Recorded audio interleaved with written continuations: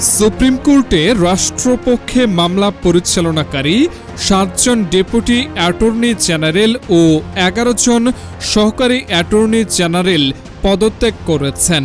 তারা attorney general কার্যালয়ের প্রশাসনিক কর্মকর্তার কাছে নিজ নিজ পদত্যাগপত্র জমা দিয়েছেন।